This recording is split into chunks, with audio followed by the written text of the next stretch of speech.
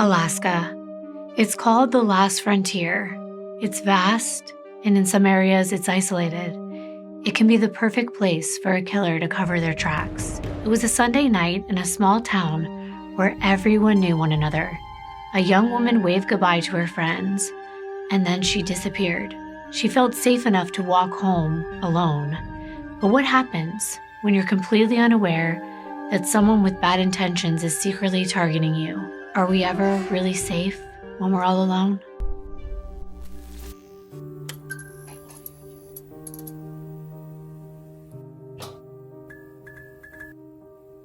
Deadly Deep Dives. Hi everyone, welcome back to my channel. If you've never been here before, I am Kimbyrleigha. Nice to finally meet you. And before you ask, this is my natural hair. It's usually wavy, curly, and it looks like this when I don't straighten it. So I know I get a lot of comments every time my hair is not straightened. I am in the end of my pregnancy now, and it's taking a lot more effort for me to do things like that. So there you go. And before I get into the case for today, I do want to thank our sponsor. So let's get into that first. I can't believe in less than 2 months now, I'll be holding a brand new baby girl. But that also means more expenses. So of course, I'm always looking for ways to budget. I think most of us are. And that's where today's sponsor comes in, and that's Upside. The free Upside app gives you cash back on daily essentials like gas, groceries, and dining, and it's so easy and fun, and it empowers me to spend smarter. It's easy. There are over 100,000 gas stations, grocery stores, and restaurants on the Upside app. So what I like to do is go to the app before I decide where to go to get my everyday essentials. Whether that's gas or food, there are so many places on the Upside app, you're bound to find somewhere near you to earn cash back. And this is real cash back, not some kind of confusing rewards or points or credits to keep track of. It's actual money that you can transfer right into your bank account. And I love things that are easy and things that truly deliver. $1 million in cash back is being earned by users each week. I'm already gonna spend money on things I need, so I figure why not earn cash back while I spend? To me, every little bit counts, and top earners on the Upside app are getting as much as $300 in cash back every month. Frequent Upside users earn an average of $340 per year, and to find out how much you can earn, click the link in my description box and download the Upside app and use my promo code KIMBER to get an extra 25 cents back on every gallon on your first tank of gas. All you do is look for an offer near you. Next, claim an offer for whatever you're buying on Upside. Then pay as usual with a credit or debit card. Follow the steps in the app and get paid. I personally like using Upside to find restaurants in whatever area I'm in that offer cash back when we go there and eat as usual, and it's that easy. You've got to give it a try. People earn 3 times more cash back with Upside than any other product. This includes loyalty programs and credit card rewards. So like I said, find out how much you can earn and download the free Upside app and use code KIMBER to get that extra 25 cents back for every gallon on your first tank of gas. And thank you so much to Upside for sponsoring today's video. Now let's get into the case for today. Today I'm going to be speaking about an Indigenous Alaskan woman. And of course, there will be some words that I'm doing my very best to pronounce, but please be patient with me. And also, if you're familiar with these places and words and you have a better way to say them and you know better than I do, please provide that kindly in the comments. I'm definitely here to learn. May 5th is the National Day of Awareness for Missing and Murdered Indigenous Girls and Women. I chose this case for that reason, among many others, including how many twists and turns and disturbing discoveries there are in this case that I think truly deserve to be highlighted. But I am getting ahead of myself. So first, I have the privilege to introduce you to a sweet, fun-loving, and outspoken Indigenous Alaskan woman named Sonya Ivanoff.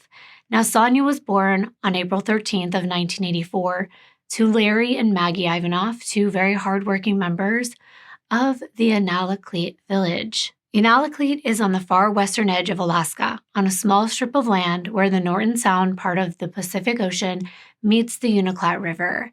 It's a fishing village where they catch salmon and king crab, and it's beautiful in the winter.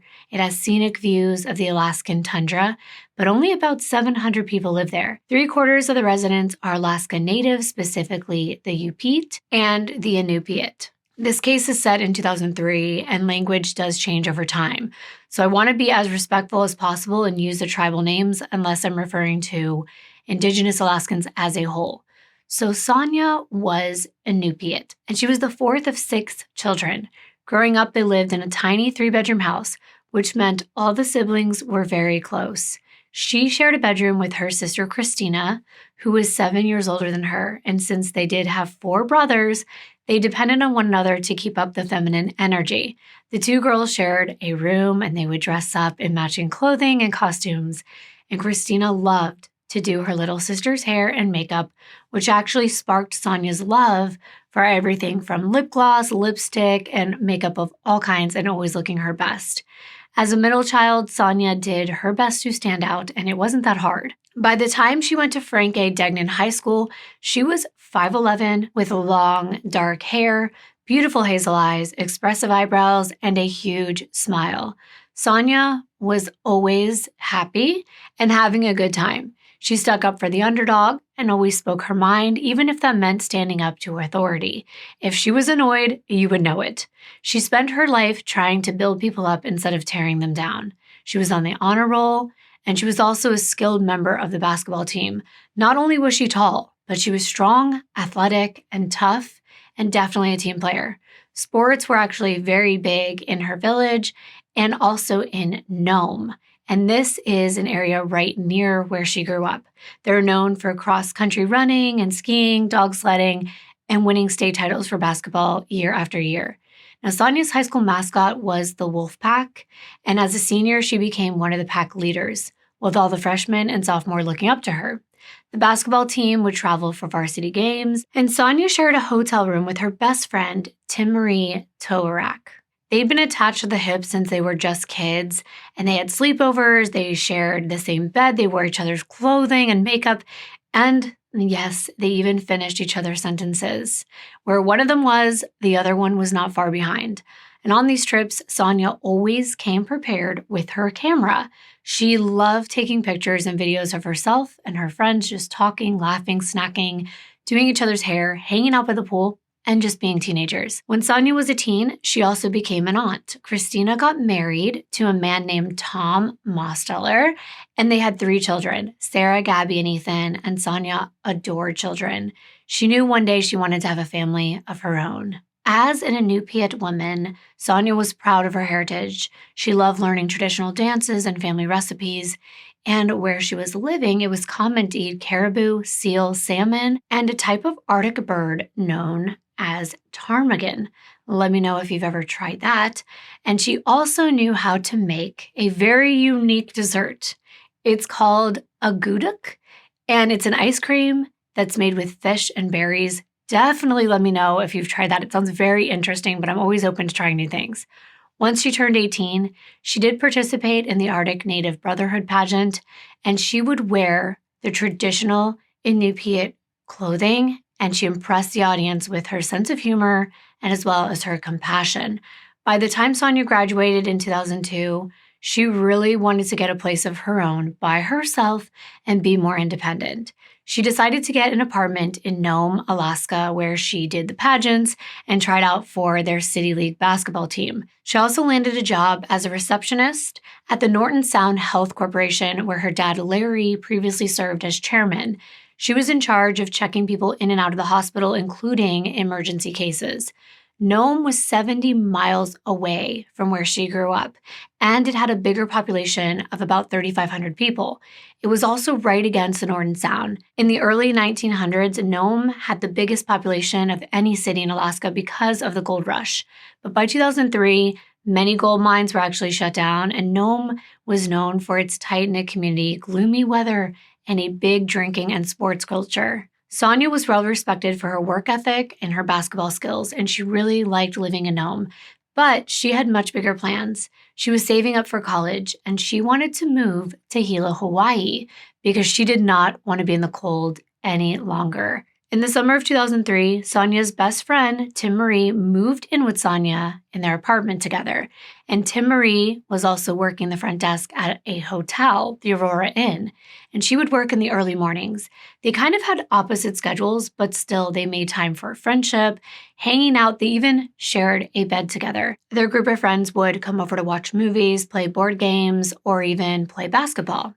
Sonya and Tim Marie liked late night snack runs to a gas station, the Tesoro station, where Sonya would buy boxes of green tea. She also loved salt and vinegar chips. Now, they didn't own a car, so they did have to walk everywhere, but they weren't too worried about it because no one was safe. However, Sonya's big sister Christina and her husband Tom warned Sonya to be careful. They were glad that Tim Marie was living with her now because they thought it was unsafe for an Indigenous Alaskan woman to live alone. It's tragically common that Indigenous women go missing, especially in Alaska, where the cases are even higher than anywhere else. And I've actually covered an Alaskan case before, and I know that so many of these cases go unsolved in the state. The winters are brutally cold, and there's so much uncharted wilderness that if one evil person wants to hurt you, they have every opportunity to erase the evidence. Tom was so worried that he actually pulled Sonya aside and told her that he had no idea who she was hanging around or where she spent her time off, and if anything were to happen to her, he wouldn't even know where to start looking. Sonya assured him that she was safe. And the thing is, Sonya never really thought about the town being dangerous. Everyone knew one another, or so they thought. Tim Marie and Sonya were each other's safety nets. If they were staying at a friend's house overnight, they would call each other using their work phones to check in. They didn't have cell phones back then. The summer of 2003, 19-year-old Sonya and Tim Marie were enjoying the long days of warm weather. Well, as warm as it gets in Alaska. On Sunday, August 10th, they went over to a friend's house, I'm going to call her Willow, to play some board games and have a couple of drinks. Now, at this time of year in Alaska, it's bright outside until way later. Sometimes the sun sets before midnight. So if you're going out at 10 p.m. or even 11, it's still early. And that night they stayed up till about 1 a.m. Sonya had one beer and she was wide awake at the time. It was her weekend. She didn't have to be back at work until Tuesday afternoon. So she told Tim Marie she wanted to hop over to another friend's house before heading back to their apartment. She didn't say which friend, and Tim Marie was way too exhausted to go home at that point. So she told her, since she had to get up at 6 a.m. for work the next day, that she was just going to sleep at Willow's place. Sonya stood up to leave, and she was wearing a pair of jeans and Tim Marie's Skechers shoes. Her apartment keys were attached by a chain to her wallet, which hung off her arm by a metal band. Outside, it was misting rain, which was actually Sonya's favorite weather. She decided to walk instead of taking a taxi. Sonya and Tim Marie said goodbye with their usual hand gesture and saying, which was taking their index finger and their middle fingers and tapping it twice against their shoulders, twice against their lips, and then making a peace sign and saying, "Peace out, pal." So they exchanged this gesture with one another, and nothing was different than any other night. After this, Sonya walked northwest towards her friend's house. And it always breaks my heart knowing that these sweet moments exist and that they could be our last moment. It makes me appreciate every minute with my loved ones because that was the very last time that Tim Marie would see her best friend. The next morning, when Tim Marie woke up on Willow's couch around 5 a.m. and took the taxi to her apartment to get ready for work, she arrived and noticed that Sonya wasn't sleeping in their shared bed.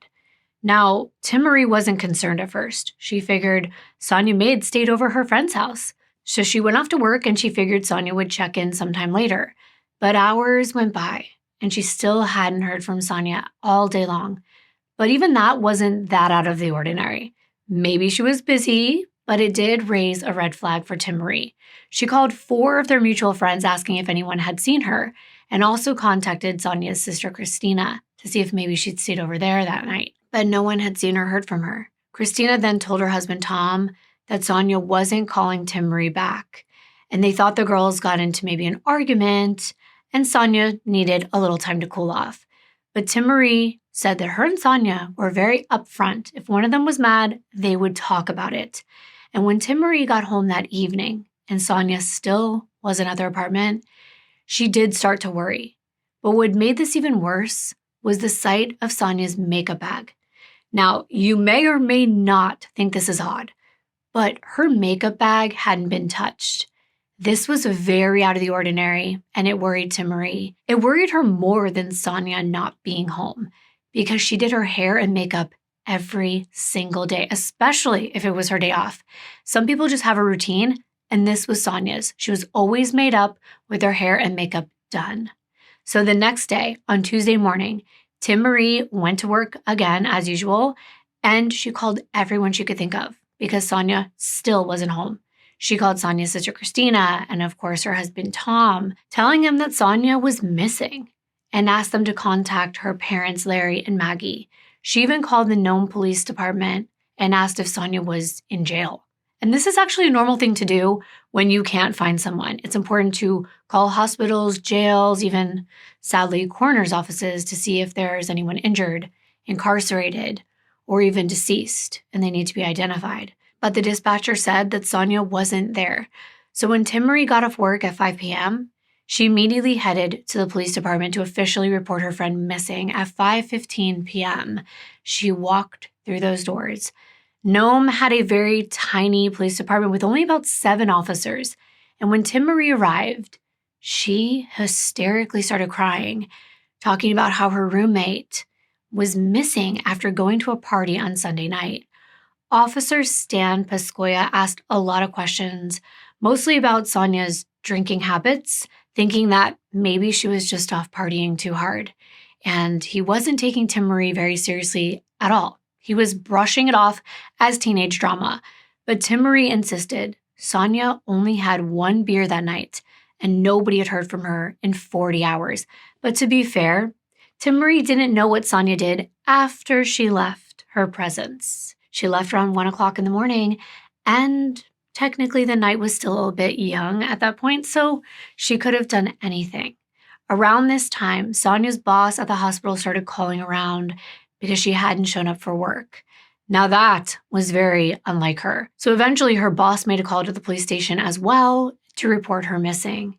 Suddenly, the officers took the case much more seriously. With Timmerie's help, they filed an official missing persons report, and the Ivanoff family was informed that Sonya had disappeared. Christina and Tom asked around to see if anyone had heard from her. Tom drove to Nome, scoping out locations that Sonya might have visited. Which friend was she with that night? They wondered, could it be her friend Kunuk? Now, Kunuk was a nickname. His name is Daniel Angusuk, and he went by Kunuk, and he was one of Sonya's closest guy friends. He was obviously interested in her more than just a friend, but he did have a girlfriend. And Christina thought the two of them would end up together, but Sonya insisted that Kunuk was just a friend. That being said, they did have quite a flirtatious relationship, and they had a lot in common. Christina and Tom liked him. And even though he seemed to have a big ego, deep down, he was like a teddy bear. They wondered if Kunuk knew where she went, so they called him, but he had no clue. So Tom went down to the police station to inquire about whether they knew where Kunuk's camp was. And by that time, it was Tuesday evening around 5:30. Officer Byron Redburn was assigned to this case. First, he talked to Timmerie. He asked her all about Sonya's mood, her mental health, and her relationships. Timmerie said that Sonya was a happy person, so Redburn asked if they had argued. Timmerie said they always talked through their disagreements and their feelings, and she confided in Redburn that she could barely sleep in the apartment without Sonya there. Redburn said, well, she's somewhere. And I know this could come off as insensitive, but it was the truth. Sonya was out there. They just had to find her.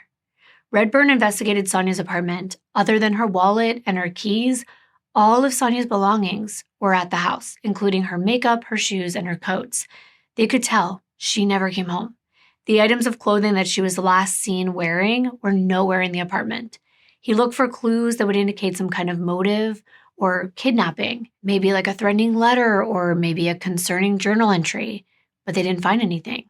Timmerie told Redburn that a couple girls from their high school were pretty jealous of Sonya because of her talent and her beauty, but she couldn't imagine any of them doing any harm to Sonya. Then Redburn went through all of her photo albums, since she did have a hobby of taking a lot of pictures, and there were plenty. Redburn found one photo of Sonya standing by a river. She was grinning and wearing a tank top with her arms outstretched. There was a large purple bruise on her right bicep. So, of course, Redburn asked Tim Marie about this bruise, and she let him know that it was caused by their friend at a recent movie night. They had all been wrestling and punching each other on the arms, and Kunuk took it a little too far. And we've definitely heard his name once before already. So Redburn digged a little deeper and asked about Kunuk. Tim Marie admitted she kind of had mixed feelings about him. They were friends, but he was known to have a short temper. He'd expressed interest in Sonya at one point, but he had an on and off again girlfriend, and Sonya had told Tim Marie he wasn't her type. So Redburn figured that if Sonya would have maybe rejected him, he could have caused her harm. Maybe he got angry that night. Maybe they were drinking. Maybe that was a motive to kidnap her, or even something worse, especially if alcohol had been involved. In the meantime, investigators mobilized the search for Sonya. Chief Ralph Taylor, who had worked for the department for over 5 years, asked the fire department to help them. They deployed search and rescue boats in the river and sea in case Sonya had fallen in or gone swimming and drowned. It had been raining from midnight on Monday, August 11th to 5 p.m. that same day. So officers went north to search the tundra and even abandoned mines, hoping to find fresh tracks in the mud. They prayed that they would find Sonya alive. The Nome Police Department told Sonya's sister Christina and her husband Tom that they had it covered as far as manpower, but the family felt compelled to search.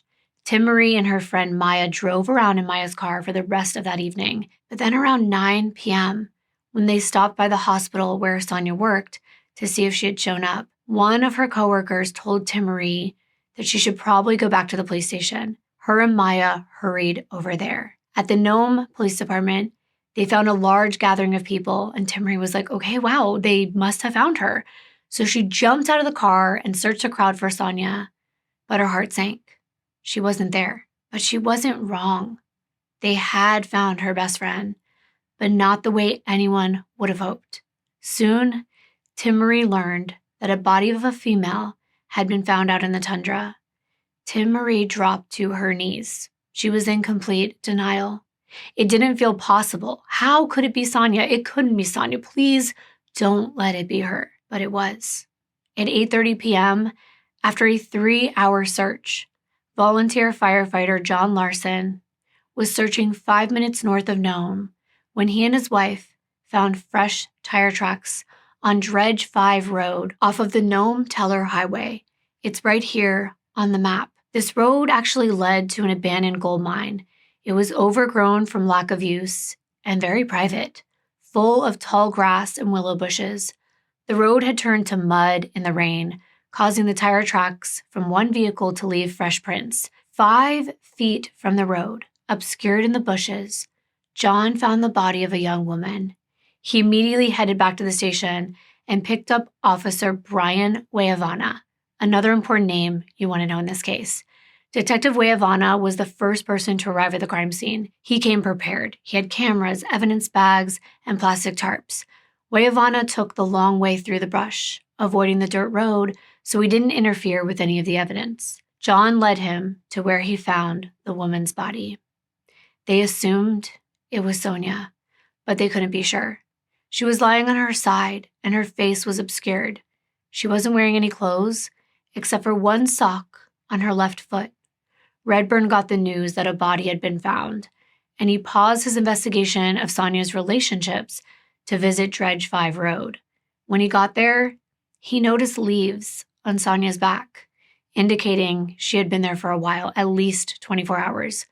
Redburn confirmed it was Sonya, and she was deceased. There was no obvious injuries to her other than the bruise on the side of her face, but Redburn felt that it was clear that this was sexually motivated because of her missing clothing. Now, Wayavana and Redburn knew the 7-person police force would not be enough manpower for a homicide investigation, So they called the state troopers. The Alaska Bureau of Investigation team could not fly there till the morning, so Redburn and Ivanoff picked up any evidence they thought could be destroyed by the wind or by animals, and they used a giant plastic tarp to cover the road and Sonya's resting place, including her body. They pinned it down with stones. They had to go to extreme measures to make sure that no grizzly bears or any other animals interfered with the crime scene. Here's a photo of the area covered with the tarp. Chief Taylor and Officer Owens also showed up to assess the scene and stand guard overnight. The officers took shifts guarding that area, and I'm actually very impressed with all their efforts and their care in preserving the evidence. It's clear that they took this very seriously, especially Ivanoff. Tim Marie already knew what was happening, but Christina, Tom, Larry, Maggie, and all 4 of Sonya's brothers were still in the dark. The chief of police headed out to Unalakleet to let them know in person. Tom and Christina met with law enforcement on their porch, and their suspicions were confirmed. Nome wasn't a safe place for a woman, and Sonya's life had been taken way too soon. Tom had the impossible job of calling her parents, Larry and Maggie, to let them know that Sonya had been murdered, and the family grieved.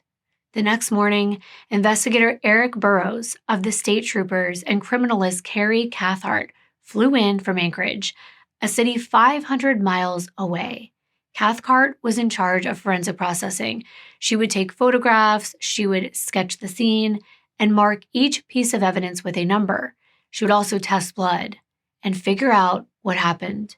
You can see her in these photos wearing an orange and red rain jacket. As soon as Cathcart got to the scene, she noticed that Sonya had been stripped of her clothing except for a sock. There was evident bruising and blood on the left side of her chest and face, but no apparent cause of death. Cathcart did tape lifts of her body, hoping to find fingerprints, hair, or DNA evidence that would lead to a perpetrator. When Cathcart lifted Sonya's head, that's when she realized that Sonya had been shot, and the gunshot wound was to the back of her head, obscured by her hair. It would have caused significant bleeding, but there was no blood in the immediate area. Investigators searched for shell casings, but they couldn't find any, nor could they find her clothing or a murder weapon. Sonya's killer had cleaned up the evidence and had taken everything except one sock. About 5 feet away from Sonya, Cathcart noticed a dark spot on the dirt that had been run over by a vehicle. So she tested it with a hemo stick, and it was blood. It wasn't a pool of blood because the blood had mixed in with the mud and also been run over when the mud was still wet. But when it dried in the sun, it created a thick tire tread that Cathcart was able to take imprints of using a rubbery liquid substance that dentists actually use to cast teeth. As many of you might know, I'm still in school for death investigation. It's going on like 2 years now, and this process absolutely fascinates me. I really like to understand every detail of these investigations, but Cathcart figured that this was where Sonya was shot. She had lost blood while lying there for some time, and then the perpetrator moved her body into the bushes to conceal it from the road. There were no significant scratches on Sonya's skin.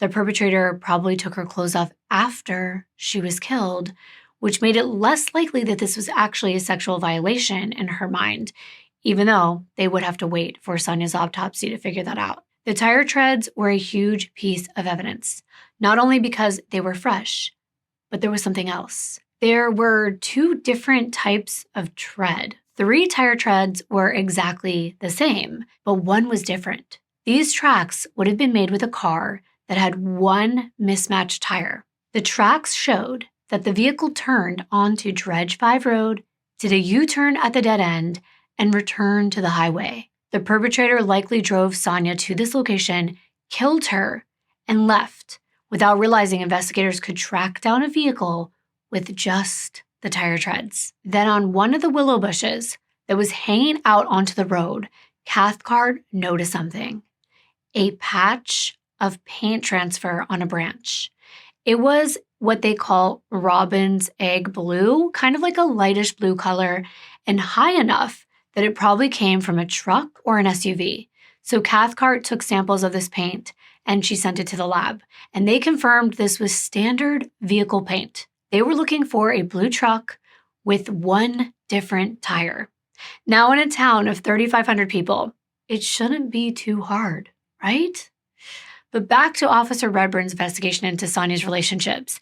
He had asked Tim Marie to make a list of all of Sonya's friends. The person they were most interested in talking to was Kunuk, so they brought him in for an interview. He said that him and Sonya were friends, but he would never hurt her. When questioned about his alibi, he said that on the night of August 10th, he was hunting with a group of his friends 73 miles away. Redburn and Eric Burrows got the names of all of his friends, and they interviewed them as well. And they confirmed that they all went hunting Sunday night and got back on Monday afternoon. They camped in cabins that were basically shacks. However, Kunuk was staying in a separate cabin from everyone else. So it's plausible that he could have driven an hour and a half back to Nome and killed Sonya, and then drove back to the campsite without anyone knowing because they were asleep. They figured if Kunuk was smart enough to strip the entire crime scene of evidence, then he might be smart enough to manufacture this alibi. Burrows and Redburn had the probable cause to apply for a search warrant of Kunuk's house and his vehicle. Burrows looked into his criminal history, and he found reports of a domestic incident. He had gotten physical with his girlfriend. They had a child together, and he had gotten into several fights that escalated. Redburn told Burrows about Kunuk's notorious short temper that his friends mentioned, and they felt like this guy was dangerous. It took days for the warrants to go through. So for the rest of August 13th and 14th, police canvassed the entire neighborhood to figure out what path Sonya could have taken to her friend's house. They heard from a few witnesses. One was Rena Gollengergen. She said that a little after 1 o'clock in the morning, she saw Sonya walking in the rain. Another witness, Lamb, was a janitor who worked a late-night shift at that gas station, Tesoro. They said they saw Sonya walking between 1 o'clock in the morning and 1:15 in the morning. This is the same gas station where Sonya usually bought snacks on Front Street, and she was heading northwest. Nobody knew which friend she had visited, but her apartment with Tim Marie was on the northwest side of town as well, close to the airport off of 3rd Avenue. So maybe that's where she was walking before something happened or someone intervened. The search warrant finally went through for Kunuk's house and car, and let me tell you, what they found was very significant, but bear with me because you have to hear this whole story. In his bedroom was a pair of red and white striped Adidas sneakers, but they had a bright red stain, a fresh one, in the left inner heel that was most certainly blood, or so it seemed. I'm showing this on the screen. And then in the garage, guess what they found? A blue Dodge pickup truck. And I'm not talking about any old truck. It wasn't just the exact color of the paint left behind on the branch.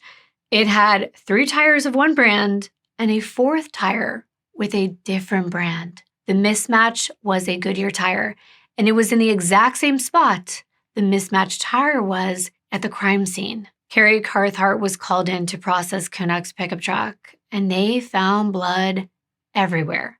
On the floorboards of the truck, there were droplets of blood on the fabric upholstery. And in the truck bed, they found a huge blue tarp covered in dried blood. There were 3 hunting rifles kept immediately behind the driver's seat, and there was blood on the butt of one of the guns. If this is not a smoking gun, I don't know what is.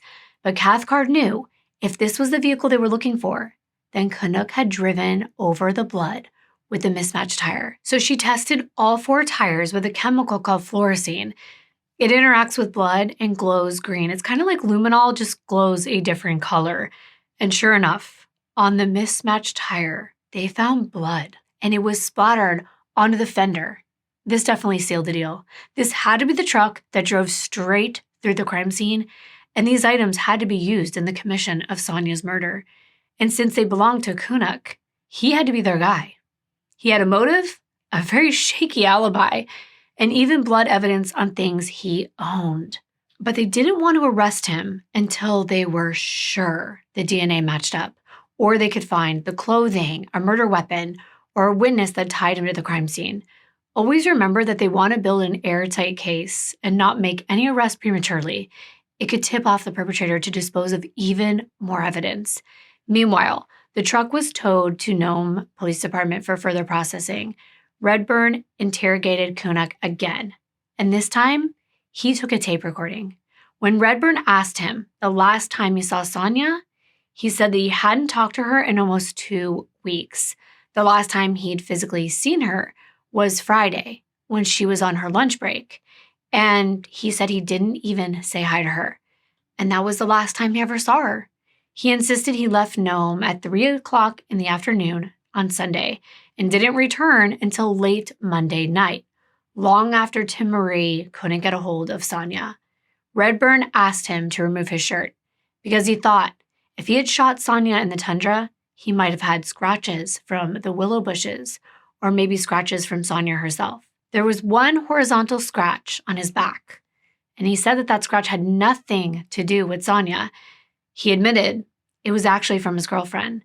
They got into a physical fight, and she had scratched him with her nails. Well, that does not sound very good. So they took him back to Norton Sound Hospital for a full examination, but the scratch was the only injury Kunak had. Remember, Redburn did ask him to give a DNA sample, and he complied. Redburn said if they found any evidence during Sonya's autopsy, they wanted to be able to compare the results. If Kunak was innocent, then he'd be exonerated. In that interview, Kunak asked why they suspected him at all. And that's when Redburn said, "There's been some things coming up that make you and your vehicle interesting. It turns out there's a bunch of tire impressions out there. They're similar to the tires that you have on your car." So Kunak is sitting there asking, that's the only thing that's tying me? Mismatched tires? He's like, that's pretty usual. But then they explained that they had blue paint transfer at the scene as well. Then Redburn asked if there was any reason Kunak would have blood on his car, on his shoes. And at first he said, no, there's no reason for blood. But then when he was pressed further, he changed his story. He said that he'd hit a rabbit when he was driving, so he pulled over, and the rabbit was still alive. And he had to put the rabbit out of its misery, so he stomped on it with his shoe. And as for the blood on the tarp and the gun, Kunak said that he had shot some animals on his hunting trip, including a porcupine. I'm thinking, do porcupines bleed that much? I don't know, because I am not a fan of killing animals. But he didn't specify whether he was hunting for sport or food, or whether the tarp was used to drain blood from any animals. Redburn wasn't convinced. He was looking at the facts, and everything matched up. They just had to wait for the DNA results. So all that week, Redburn, Burroughs, Chief Taylor, they followed up on a dozen of tips. One woman, a 32-year-old named Florence, called the tip line and told Taylor she had actually seen Sonya the night that other people had as well. She gave a description of Sonya's clothing, jeans and boots, and she said she had seen Sonya get in the passenger seat of a police car. Now, Taylor wrote down Florence's name and number, and he promised to call her back. But when he did, he must have written down the number wrong because it was a different Florence, and she had no idea what he was talking about. Florence Habros had only called in the tip line because her coworker at the Bering Sea Women's Group had convinced her to do it. When Chief Taylor didn't call her back, she was actually pretty concerned for her own safety. As a Yupik woman, Florence didn't trust the man-dominated police department. And now she knew that she went out of her way to almost accuse the Nome Police Department for being the last to see Sonya, if it truly was her that got into a police car. That wasn't the only sketchy behavior. The week after Sonya's death, Tom visited the Nome police with a printed picture of Sonya to remind them of the urgency of her case. And when he tried to hang it up on the wall, one of the officers, Matt Owens, yelled at him for ruining their new drywall, and then he told him to leave. Tom was a little concerned about the treatment he was getting. I mean, that is pretty harsh. And so Tom showed up at 8 o'clock every day looking for updates, but there were none. It was an open investigation, so officers couldn't reveal any important information about anything, not even suspecting Kunak. But Tom's frustrations were valid. It was taking a long time to even issue a warrant. And I know that it's very hard for families. I've seen so many express their frustration with not getting enough updates, but I also understand it can compromise the investigation. I've heard it stated this way in one of my classes: once you die, you're property of the state you died in. So in cases of homicides, it's the state's duty now to take possession and work the case. Sadly, parents and loved ones kind of take a backseat until the state is finished, and then they can be released, and that is very tough. On August 25th, about 2 weeks after Sonya was killed, her autopsy was carried out by Chief Medical Examiner Frank Felico. Her manner of death was officially ruled a homicide, and her cause of death was a close-range execution-style shot aimed at the back of her head. Felico used an X-ray to find a .22 caliber bullet, which is a common semi-automatic bullet, but this bullet had a special pattern of grooves that matched it to a rare type of gun. There was also bruising to her face, neck, and chest, with some blood, indicating Sonya was hit as she fought back against her attacker. This wasn't a surprise attack. She was a strong and fierce woman, but what did shock Dr. Felico was the lack of DNA evidence found on her body. She had not been sexually violated. The swabs of her private areas were negative for semen. There was no skin underneath her fingernails, no foreign hairs, no fibers or fingerprints, and her clothes still had not been found. All of this pointed to a killer who had what's referred to as evidence awareness. And this means that they knew to take evidence with them or destroy it or clean the scene somehow. Either that or they were just lucky. Sonya was laid to rest by her family and friends in Unitley. At first, her family didn't think they were even going to be able to have an open casket because of the damage and bruising to Sonya's face. But her older sister, Christina, knew how much Sonya loved to look pretty and do her makeup, so she did something so brave. Christina took it upon herself to do her sister's makeup for her the very last time in her casket. And I got teary-eyed thinking of how hard that must have been, but also what an act of love that truly was. Christina carefully and successfully covered the bruises with makeup, and then she did Sonya's eye makeup and lipstick and everything else for the very last time. It was routine that they had done together as children, and knowing this was the last time she would ever do that was brutal. The ceremony was held in the same gym where Sonya had won her most important basketball games. People from surrounding villages came to tell their stories and to honor her life. She was buried in Unalakleet Cemetery, and Tim Marie actually decided to move back to Unalakleet to be closer to her support system. I'm sure she was probably so devastated and did not also want to live by herself after this. Now back to the investigation. Officers tested their theory about Kunuk, but when they matched the castings of those tire tracks with Kunuk's pickup truck, the tire treads were not the same. Also, the Dodge pickup truck was more of a darker blue, not a lighter blue. When they asked Kunuk about the location where he was hunting, he was able to give them a concrete location where he killed the rabbit and the porcupine. Now, I thought this was crazy, but Redburn actually drove the 75 miles to the campground and found the exact porcupine. So Kunuk's crazy story was suddenly pretty believable. And that's interesting. I told you there was going to be twists and turns. When the DNA results came back, unbelievably, all the blood was animal blood. It did not belong to Sonya. Kunuk was innocent. And now investigators were back at square one. It had almost been a month, and Burroughs and Cathcart went back to working on other cases in Anchorage, while Redburn and Wayavana were the only officers assigned to Sonya's case. Redburn worked the day shift. He was in charge of canvassing and interviewing people, while Wayavana worked the evening shift, talking to people at bars, writing reports, and on quiet nights, they went through the whole town looking for a light blue pickup truck or SUV with mismatched tires. There were none.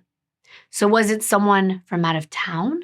That could make sense, but nobody had seen any newcomers on August 10th, and they usually stuck out in a small town like this one. But Sonya was last seen in the middle of the night. So maybe they weren't seen because they were just passing through, and this was a crime of opportunity. But why if the motive wasn't sexual, as it appeared? It could have been anything. It could have been an argument. It could have been an attempted kidnapping. They just didn't know.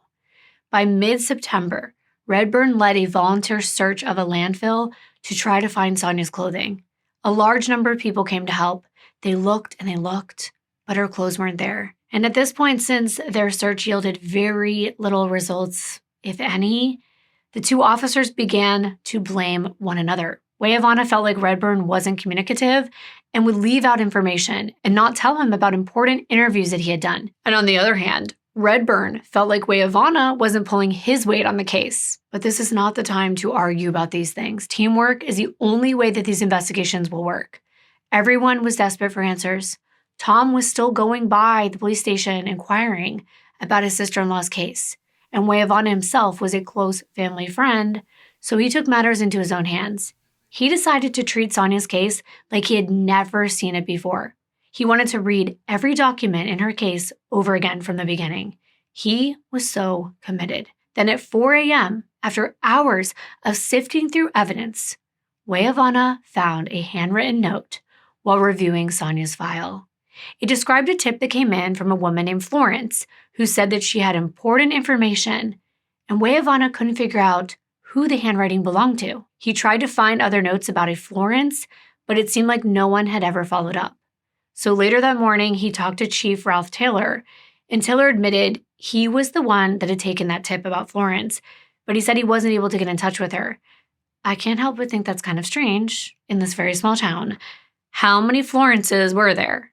But I also understand being pulled in many different directions. So by mid-September, 4 weeks after Sonya had been found dead, Ivanoff took a day shift to track down and interview Florence.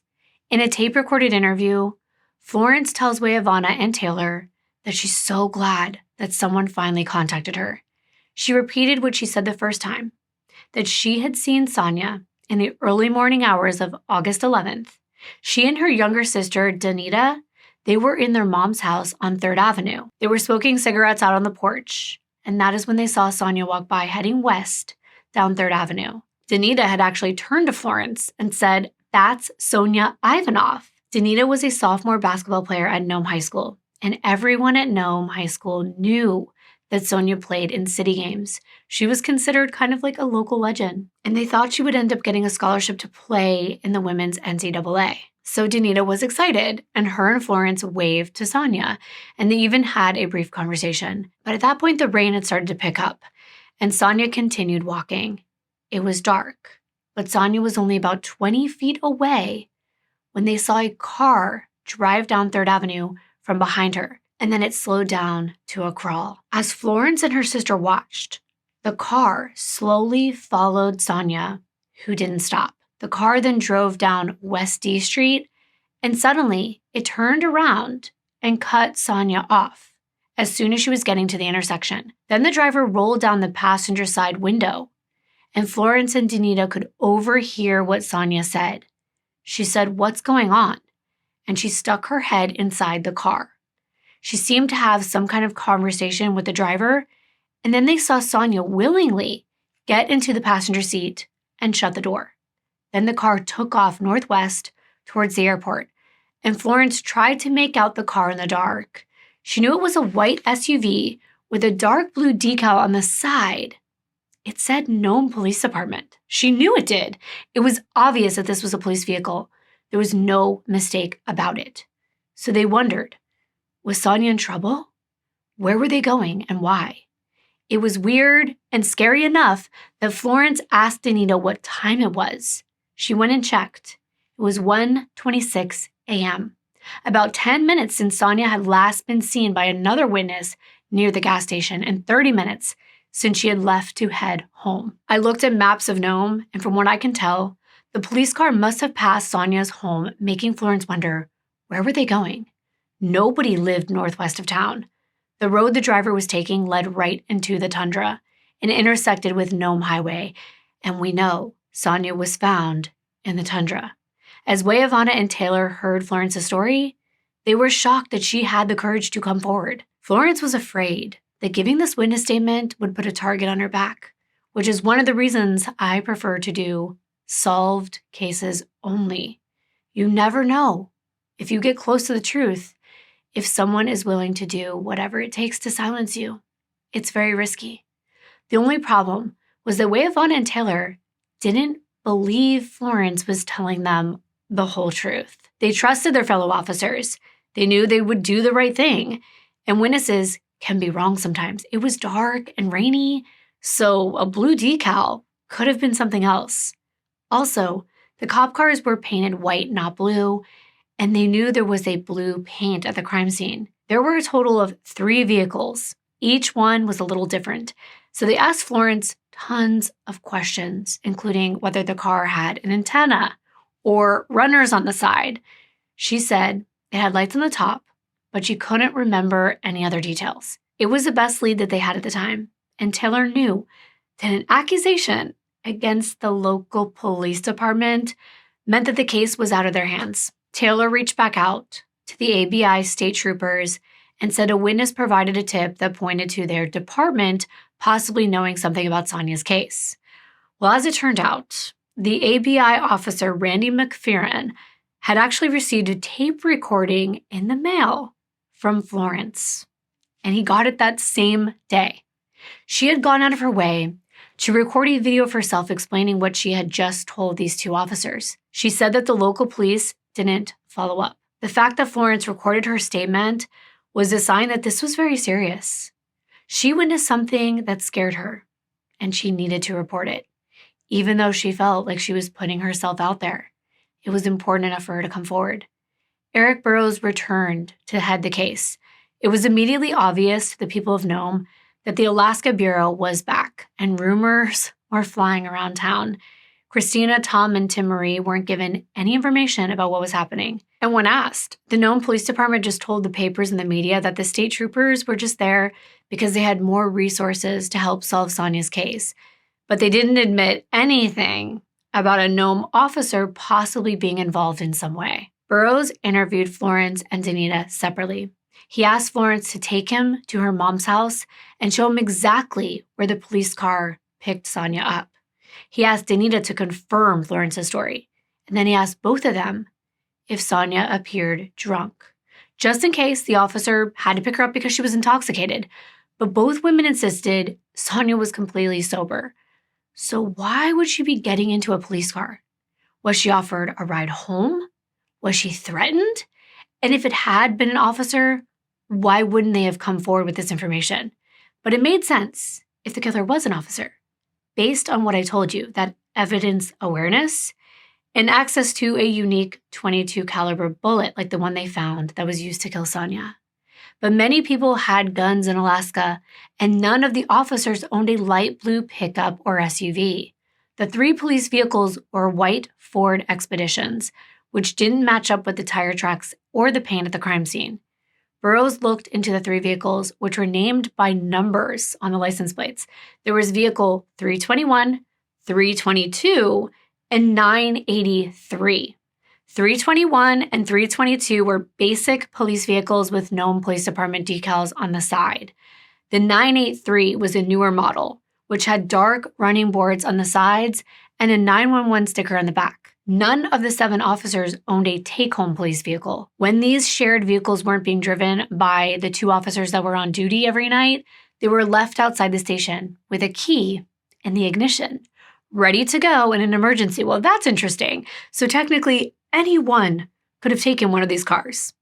Each vehicle had an expensive shotgun kept in a locked box in the trunk. The key was left in the lock, again, in case they needed to use the guns quickly. Well, there's another way that someone besides an officer could have gotten a hold of a police weapon. However, the doors to the vehicles were always locked, and the only way to open the door without a key was an electronic keypad, and you had to know the password. So that does change things, unless there was a way to gain access to a code. But it was important to rule out the officers. So if Sonya had been picked up in a police vehicle, it would have been driven by one of the 2 officers on duty that night. At 1 a.m. on Monday morning, that would have been either Matt Owens driving car 322 and Stan Pasquia driving 983. These guys were considered upstanding citizens and officers. They'd both served for 3 years on the Nome Police Department. Officer Owens was a firearms expert from Florida, and Officer Pasquia was raised in Nome and had experience at correctional facilities. And Owens had a 4-year-old kid, and Pasquia was a referee at the City League basketball games. But now let's just point to anything negative as well. Officer Owens was the one who told Tom not to hang Sonya's photo on the wall. And Pascoya had been the one to kind of gaslight Timmery when she reported her best friend missing. Obviously, it could have also been any of the other officers since there was a third police vehicle. But Burroughs figured it would be best to start with these two. He really didn't want to stir the pot and ruin the police officers' reputations and integrity by interviewing the entire station. So he kept everything on the down low, flying them out to Anchorage to talk to them. I don't see why sending them all the way to Anchorage would prevent any rumors, but I guess they got to do what they got to do. I know how important it is for a community not to lose trust in their officers. So Owens and Pascoya were given plane tickets to Anchorage for the morning of September 24th. But before they could leave, something crazy happened that led right back to Sonya's case.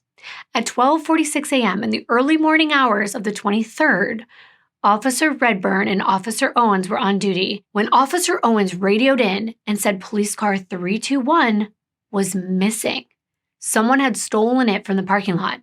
Neither of them could figure out how it was stolen unless someone knew that electronic passcode. That's interesting. So maybe someone did know the code somehow. I mean, this is a small town and people talk. It turns out these Ford Expeditions, these police vehicles, are pretty expensive, and the shotguns in the back are also worth a lot of money and they're dangerous. So Redburn sent out some state troopers to search for the vehicle, as well as Chief Taylor.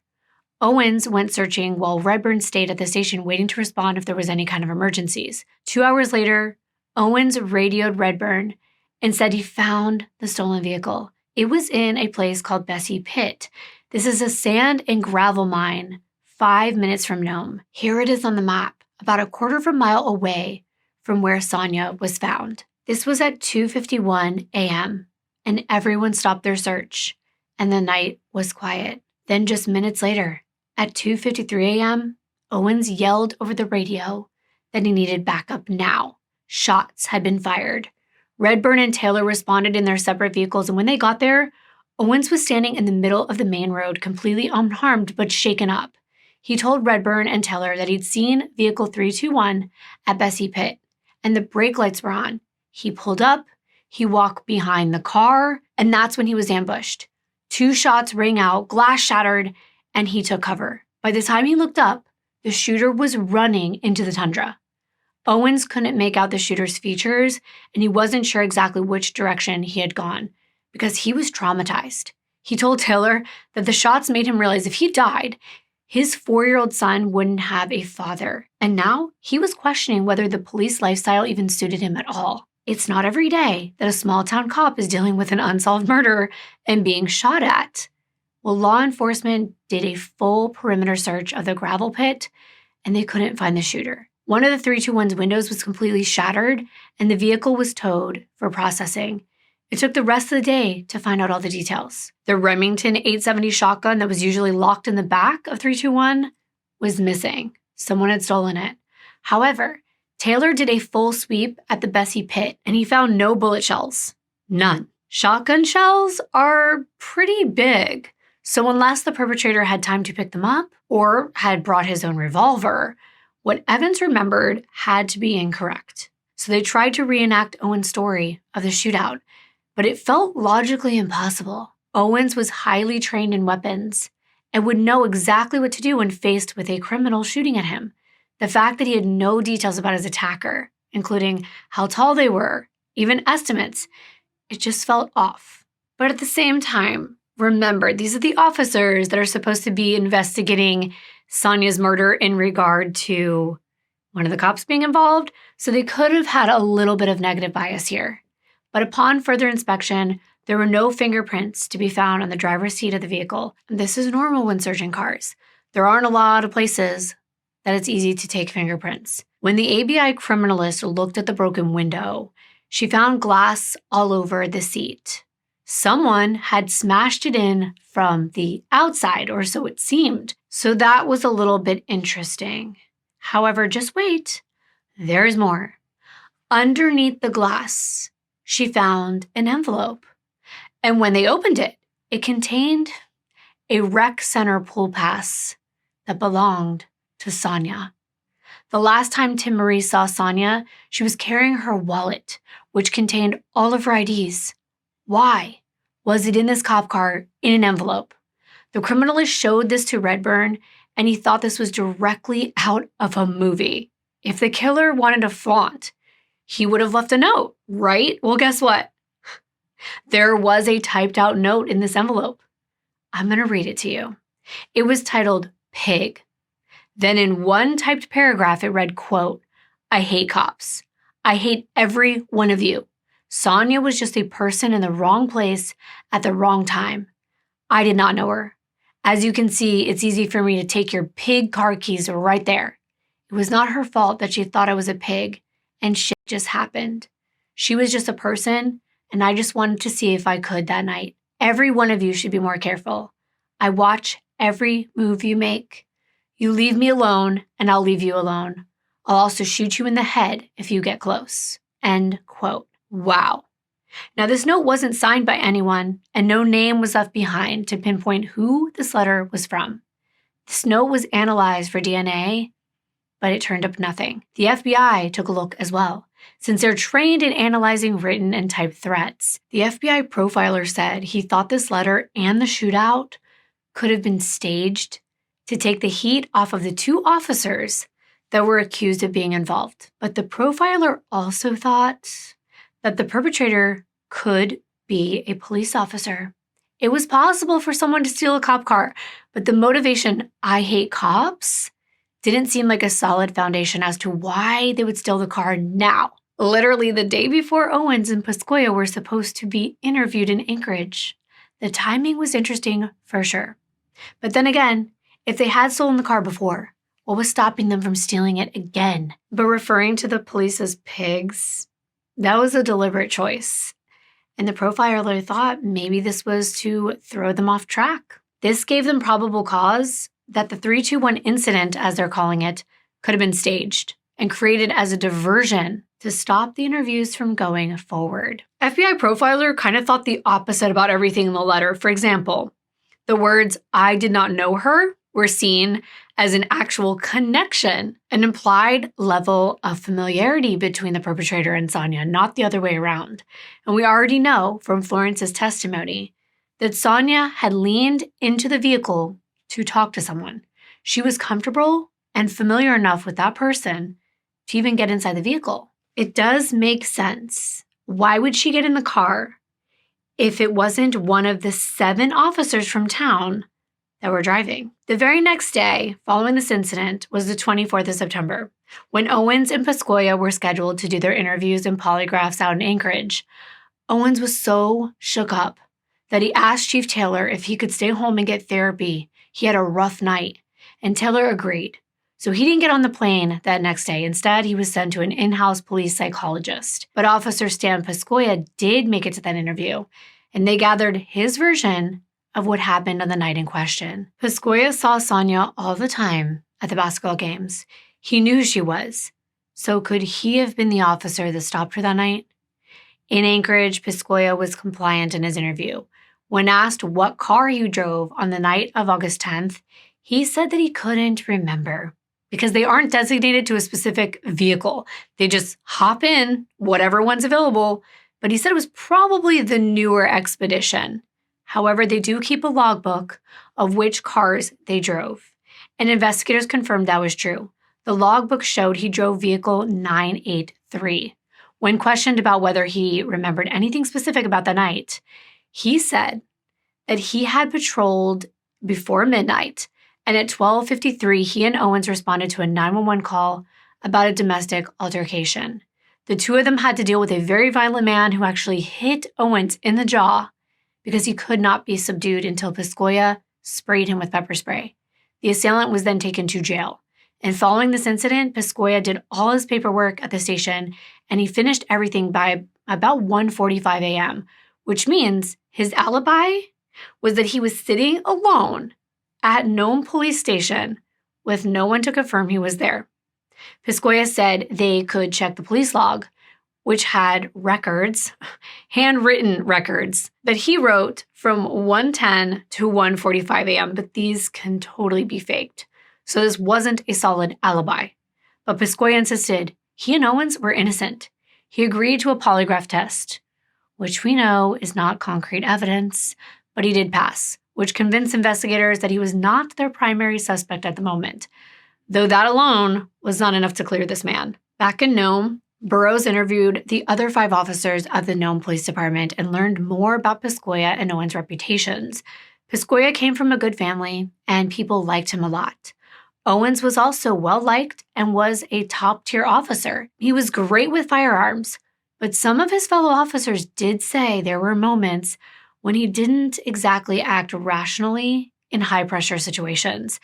Owens had actually specifically signed up for night shifts because they were easier. And remember, he was just questioning whether this line of work was even for him after what happened a couple nights before this at the sandpit. Other officers said he had a history of inviting friends into his vehicle in the passenger seat of his police cruiser. Owens was reprimanded multiple times for this, and I always thought you were allowed to go on ride-alongs, but apparently it isn't legal to bring friends around in cop cars unless it's authorized. But that didn't stop Owens from doing it. And apparently, from the rumors swirling around, there were times where he would sort of pick up women, asking them if they wanted to go for a little joyride in his police car. And that at times, this even resulted in relationships or even sex. And interestingly, this sounds a lot like what could have happened to Sonya that night, minus the sex part, I guess. And apparently, Owens also invited his girlfriends and dates into his car. I'm guessing this is to impress the ladies. And even though these are rumors, Burroughs wasn't sure about cop car sex being consensual or even allowed. You're not supposed to be doing that, especially if you're on duty. It could indicate that Owens was using his badge to back up predatory behavior, almost like forcing women into doing something because he has authority, and that didn't sit right. Burroughs found out that Sonya worked nights at the hospital front desk, meaning Owens would have interacted with her if he took patients to the hospital. He could have even targeted her. Secondly, he learned that Chief Taylor never told Owens that he could skip his flight to Anchorage to go get therapy. So Owens was lying about that. And third, Owens had turned up at Sonya's crime scene the night of August 13th in his personal vehicle to investigate with Ivanoff, Redburn, and Taylor. His presence was never officially requested. He wasn't on duty until the night shift that day, and he hadn't been called over the radio, so why did he come there? And further, how did Owens find out where Sonya was? Did someone tell him? Was it Piscoya?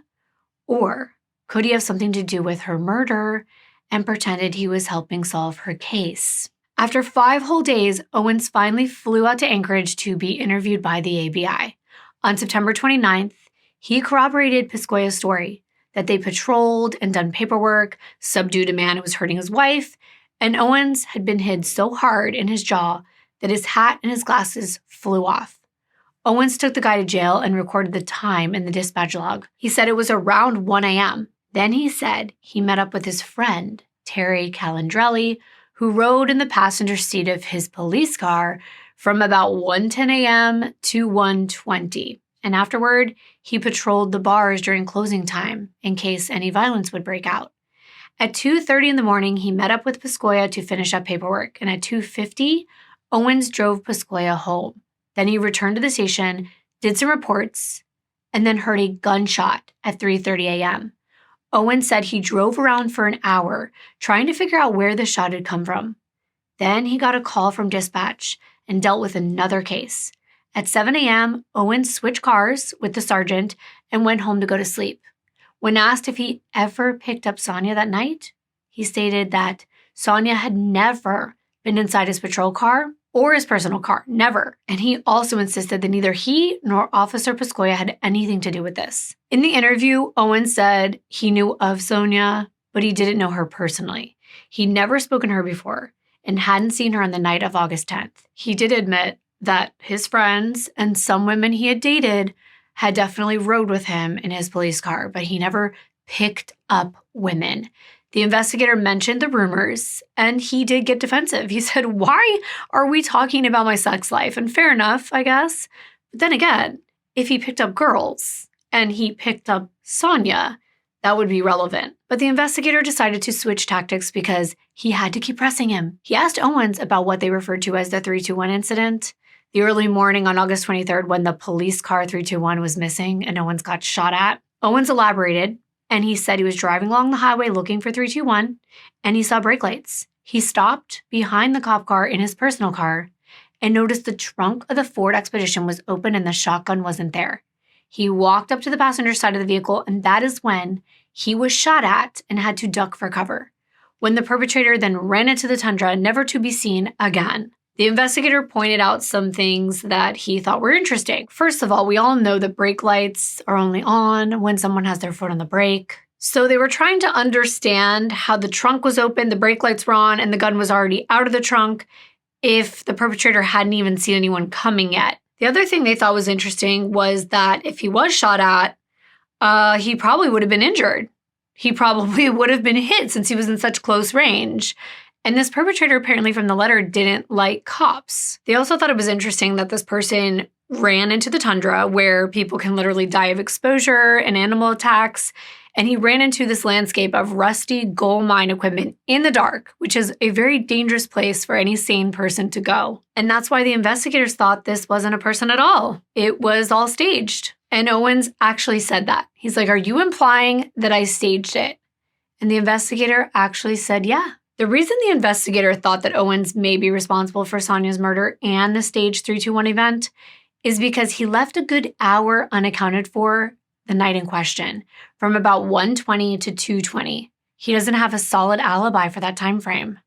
And that's around the time when Florence said she saw someone pick up Sonya in the police car. Then his report of hearing a gunshot around 3:30 a.m. meant that Sonya could have been killed at 3:30.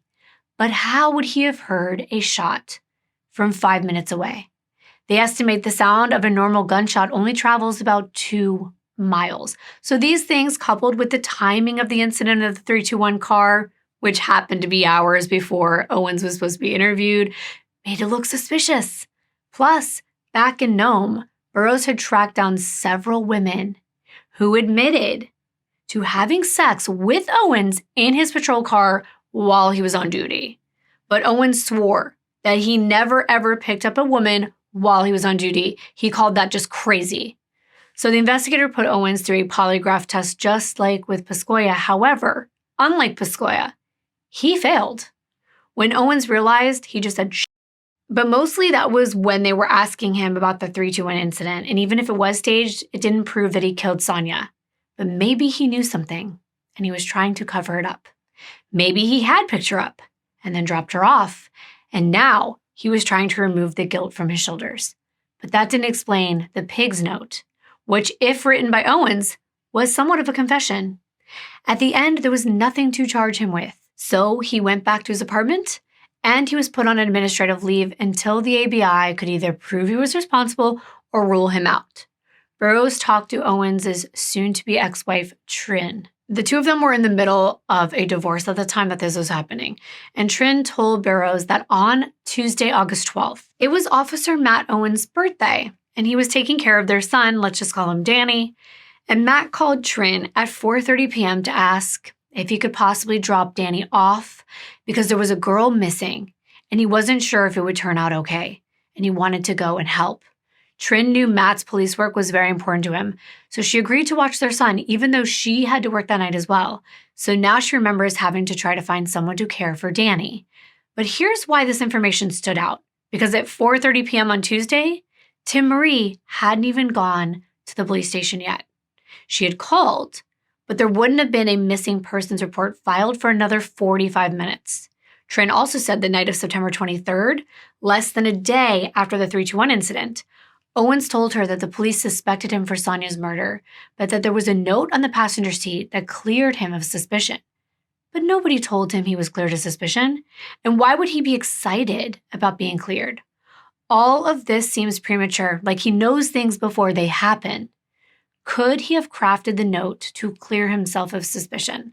That's what they wondered. So Burroughs kept digging, and one woman came forward and said that she went on a date with Owens in September, and he told her about his plans to actually leave Alaska. He'd asked her to go with him, and it sounded like some kind of getaway plan. Burroughs realized he was running out of time. He needed to get Owens behind bars in case he was trying to leave the state and disappeared before they could clear him, or pin this murder on him, 7 other people in Nome confirmed that Evans knew Sonya personally, even though he insisted they never spoke more than a few words at the hospital front desk. But this next piece of evidence is what really set things in motion. A local guy named Warren Little, who knew Owens from church, told Burroughs that in the days after Sonya's body was found, Matt confided in him about what happened to Sonya. Days afterward, Owens told Warren an evil guy had picked Sonya up from the side of the road using a police vehicle, and as soon as she realized what his intentions were, she jumped out of the car to get away from him, and that's when he shot her with a handgun. Matt told Warren there were no signs of sexual violence and no DNA evidence found at the crime scene. Now, how did Matt know this? Because the autopsy results didn't come in until August 25th. Matt wasn't even assigned to this case. This gave Burroughs the probable cause to put out a warrant for Owens' arrest. He was actually fired on Friday, October 24th, and arrested on Saturday at 7 p.m. His arraignment was the very next day, and most of the city of Nome was there. Tom and Christina went there with a group from their town, and they, of course, received really cold and passive-aggressive looks and comments. Several members of Owens' church said that he could never be responsible for murder. They loved him, but they didn't know all the details of this investigation. Even Tim Marie didn't want to believe that Owens was responsible because cops are supposed to protect you from criminals.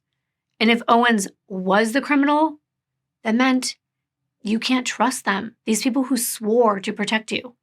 Burroughs continued to look for even more concrete evidence, something more than just witness or hearsay confessions. Police car 321 turned out to have no DNA evidence connecting Owens to the crime. And even though the ink on the note matched up with the same paper and ink of a printer that Owens could have had access to, other cops did as well.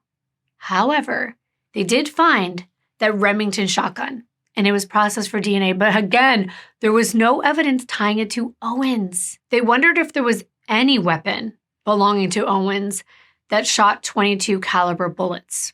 The shotgun's bullets were too big. They were not the ones that killed Sonya. And Owens' service weapon was a .45 Glock. His personal car wasn't blue, so something wasn't adding up.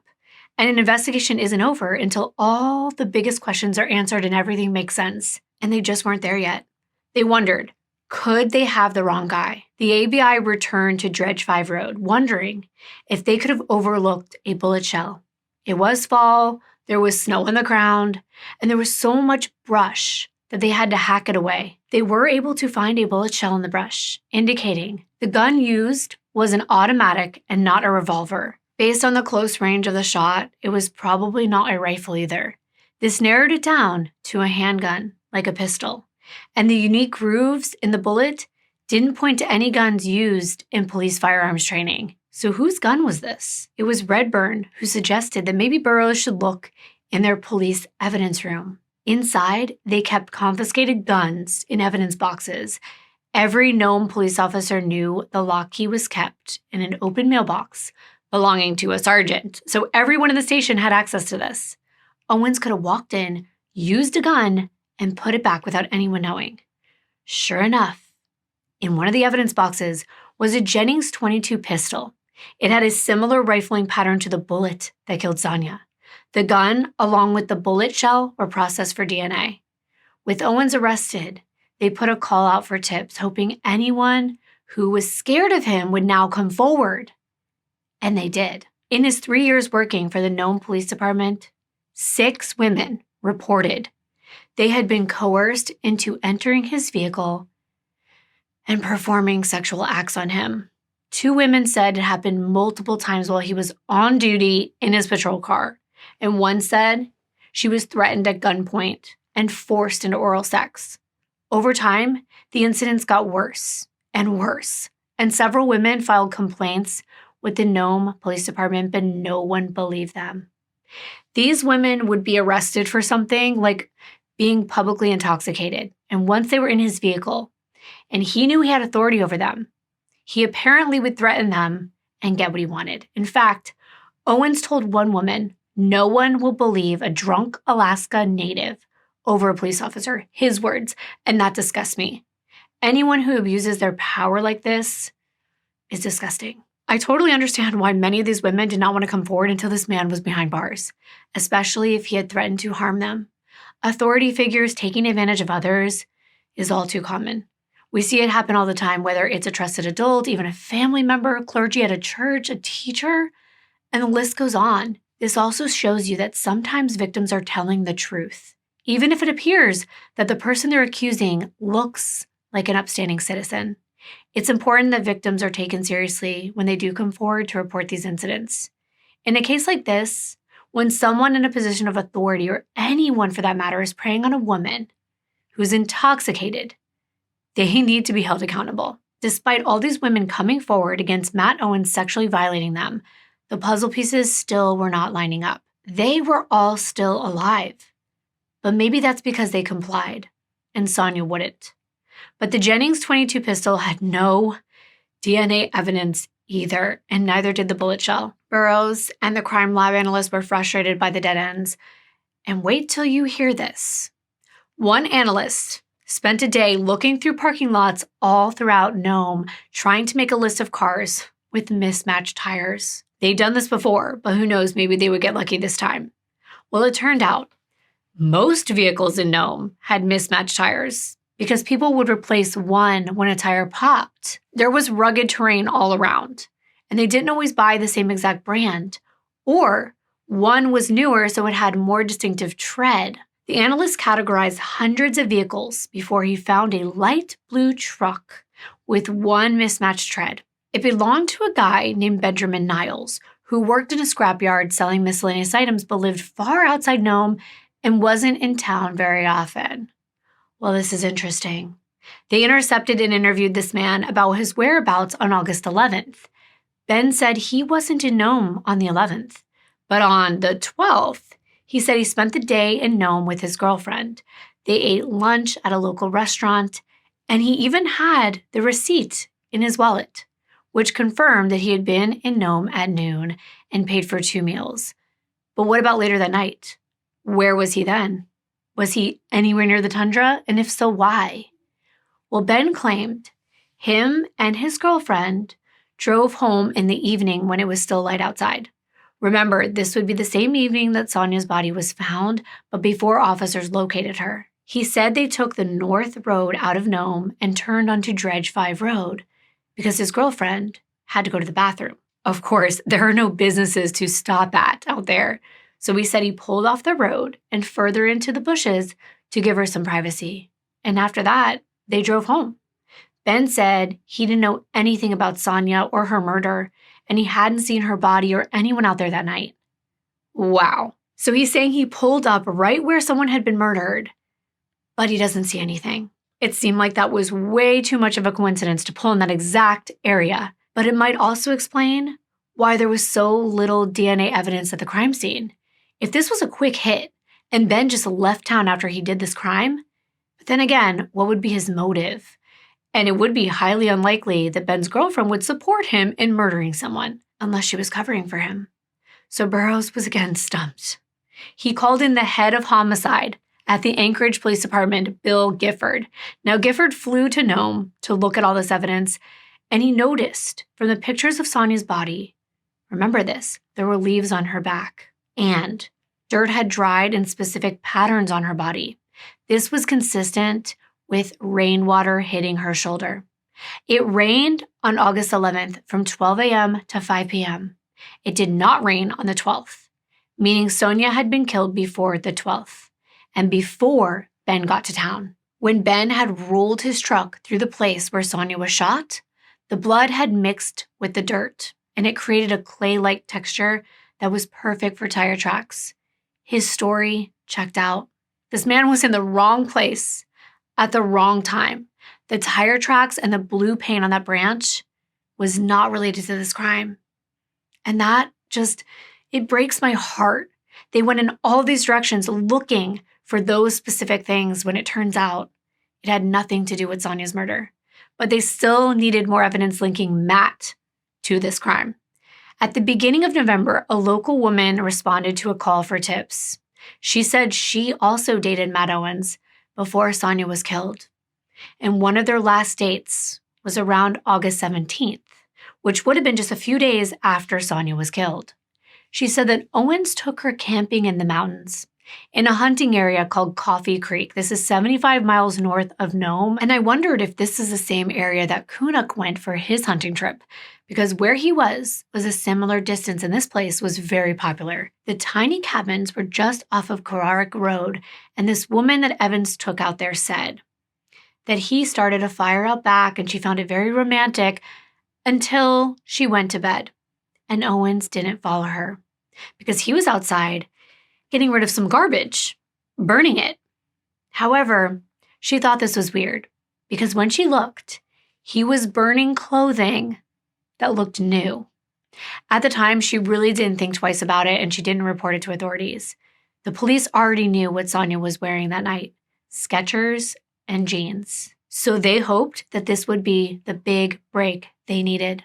On November 5th, they drove to that campsite and they located the fire pit. Burroughs painstakingly dug up everything in that pit and mixed the ashes and charcoal with water.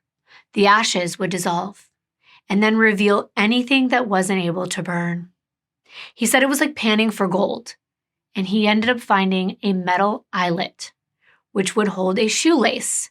It was corroded from the flames, but when he looked at it closely, he could make out the word Skechers, even though just barely. Damn, I got the chills thinking about that. He transferred the contents of the fire pit back to Nome using a big tarp, and they combed through the remnants. Burroughs found a dozen Skechers eyelets from where shoelaces would have been on a shoe. He also found metal hooks and underwire of a bra and a metal piece that attached to a belt, the metal button from a pair of Tilt brand jeans, a jeans zipper, and a key ring with 4 charred keys on it. And they wouldn't have found any of this if it wouldn't have been for that woman who came forward bravely with this tip. Burroughs called Sonya's sister Christina, and she asked her to identify anything she could. She said Sonya regularly wore a pair of brown Tilt brand jeans, and Tim Marie also confirmed that those were the branded jeans Sonya wore. And of course, she was wearing Tim Marie's Skechers brand shoes. But out of everything they found in that fire pit, the keys were the most incriminating piece of evidence. One of them looked similar to Sonya's apartment key, and when they made a replica and they tested it, it fit inside the lock. Now, it wouldn't open the door because it was damaged. However, another key fit into a P.O. box at the Nome post office, and that P.O. box belonged to Michael Owens, which is Officer Matt Owens' uncle. That was his mistake. When he was getting rid of incriminating evidence, he also burned some of his own personal belongings, maybe even by accident. And he also brought a woman out there while he did it. Big mistake. Burroughs and the state prosecutors were confident that they now had enough evidence to convict Matt of Sonya's murder. Alaska was one of the first states to actually abolish the death penalty, but the FBI considered charging him at the federal level so that they could still give the family that option. One of Sonya's brothers anonymously said that he wanted Owens to be electrocuted for what he had done, but Matt ended up being tried at the state level, so no death penalty. He was held at the Anvil Mountain Correctional Institution on a $500,000 bail, but he had so much support from the members of his church that he was released on house arrest after just 2 months. And that's very disheartening. Owens continued to live in his rental home in Anchorage Hillside for the next year. The home was owned by his friend Terry's wife, Charlotte Calandrelli. And yes, you've heard this name before, and you'll hear it again. I'm saying you've heard Terry's name. This is his wife. Anchorage Hillside was one of the wealthiest areas of Nome. It had the best view, and I can't imagine what that would have been like for all the women that he hurt, as well as Sonya's friends and family, to know that Matt Owens was out of jail and just living it up. I'm sure it didn't bode well. The trial was held in Nome on January 18th of 2005. Prosecutor Rick Sabovny brought forward 70 witnesses, including the 3 people that Sonya passed on her way home: Rena, Lamb, and Florence. You already heard what they told police, but there were some things that kind of contradicted what they said. Florence stated that the car that picked up Sonya didn't have running boards, so it wasn't police vehicle 983 that was driven by Piscoya. But the thing was, she never mentioned that in her first statement. Rena testified that long after she saw Sonya walking home, she saw Officer Owens driving around Nome between the hours of 2:30 and 3 o'clock that morning.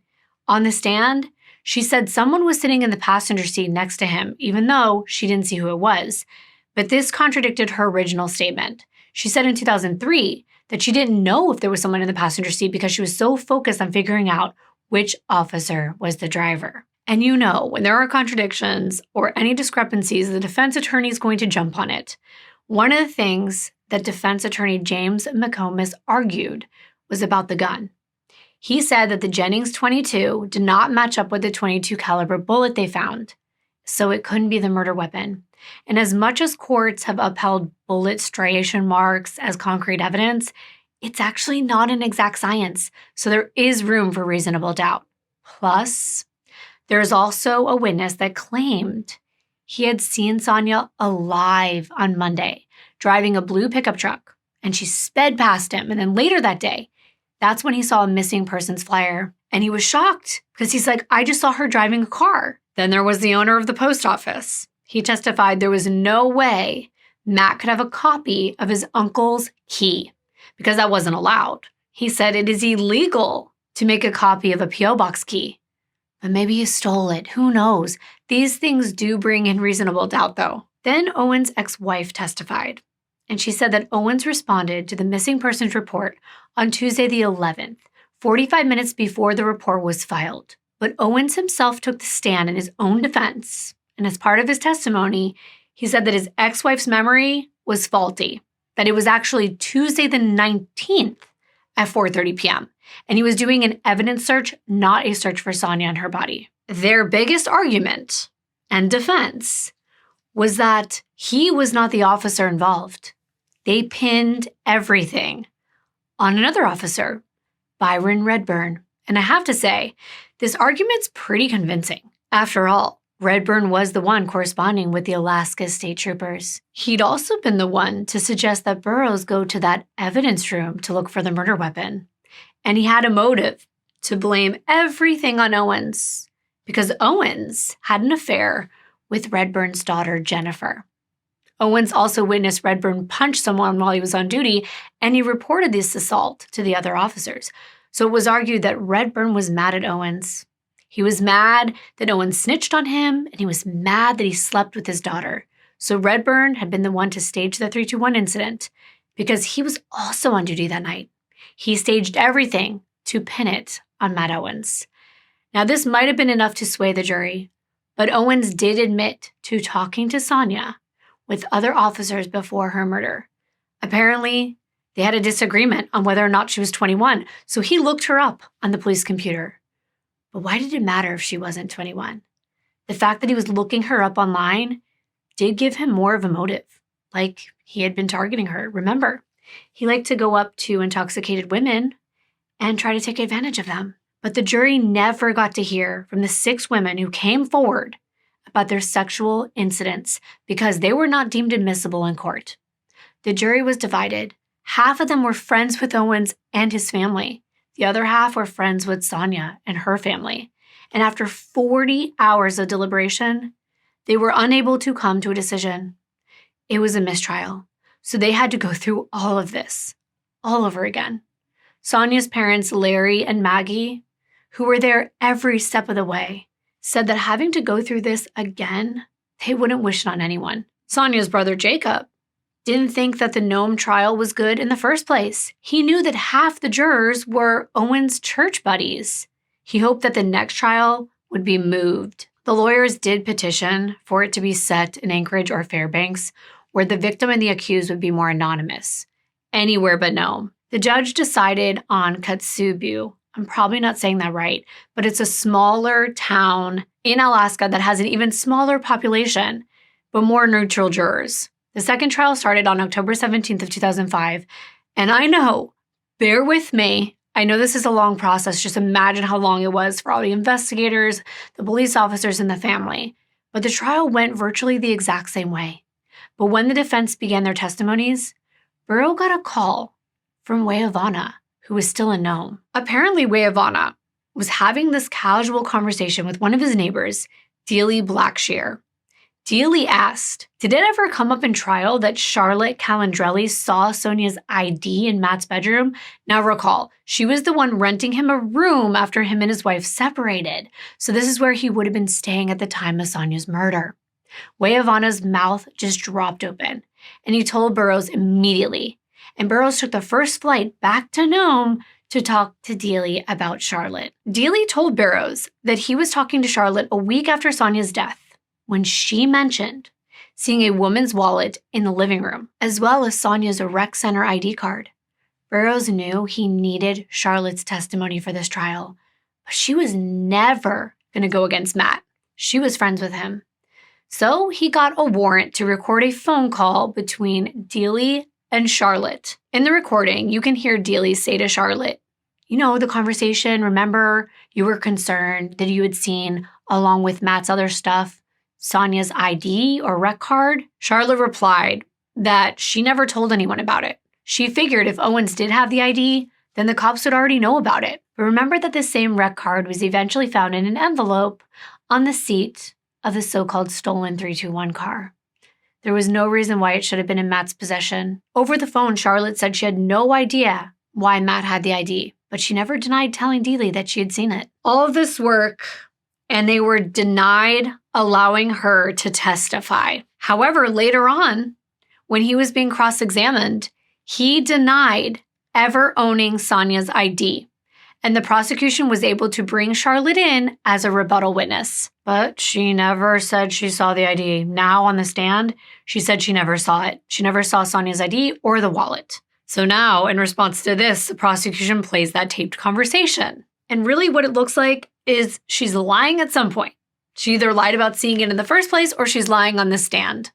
And all of this is quite a mess. But at the end of the day, there was too much pointing in Owens' direction, and he was found guilty of first-degree murder and tampering with physical evidence by staging a cop car robbery. In December of 2005, he received 101 years in prison. At the end of this entire ordeal, Sonya's parents cried.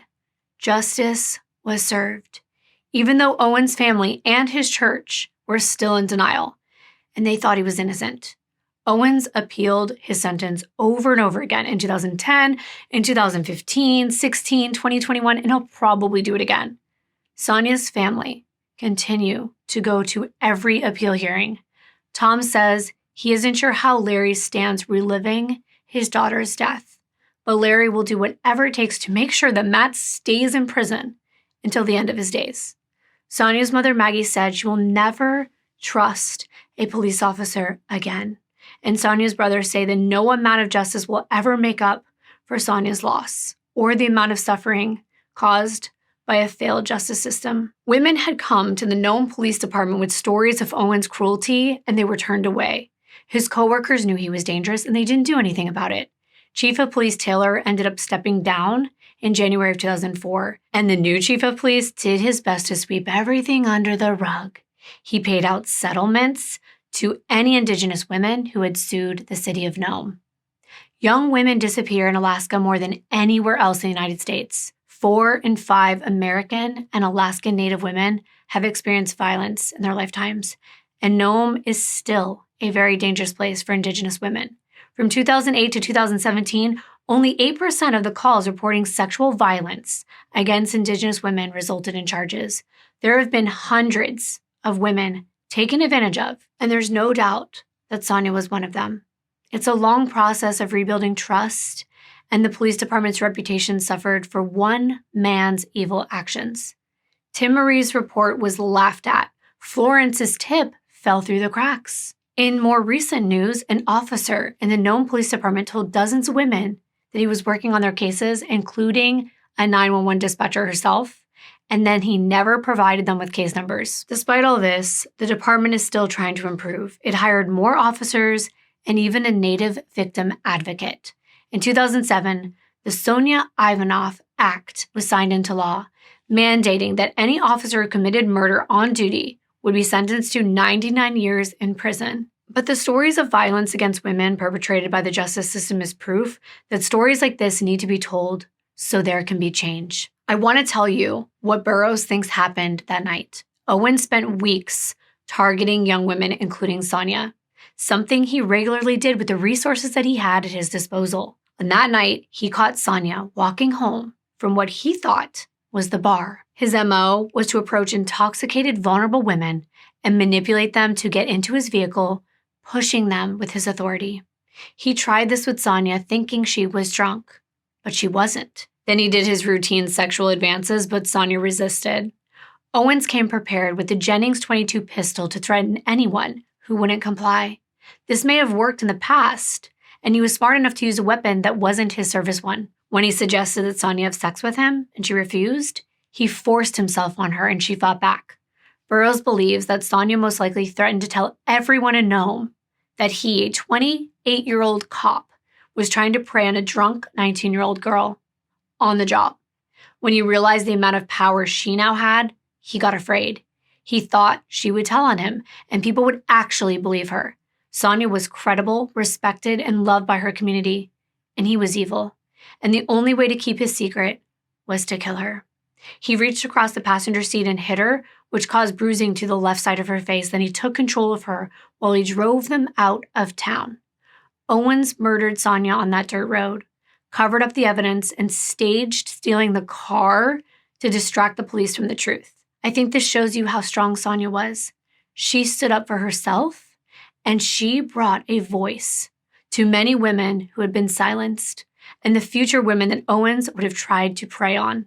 It's just sad that she had to lose her life for it. Sonya will never have her own children, but her nieces and nephews are now growing up. Sarah, Gabby, and Ethan have been raised fishing, hunting, playing basketball, and looking over their shoulders. Gabby says she talks to Sonya's spirit all the time and asks her for guidance. As for Tim Marie, she left college because there were too many uniformed officers that she got PTSD from the entire experience. She will never trust law enforcement again, for good reason. She lives in Unalakleet with her daughter, who was born on April 12th, which is just a day before Sonya's birthday. Tim Marie's daughter is just as tall and goofy as Sonya, and they share the same name. She named her daughter after her best friend. That's part of their culture, the culture that Sonya embraced. You find pieces of someone, little things that represent them, like their name, or even something they loved, and you carry those pieces with you for the rest of your life. I want to thank you so very much for listening to Sonya's story, and I hope to see you in my next video. Bye.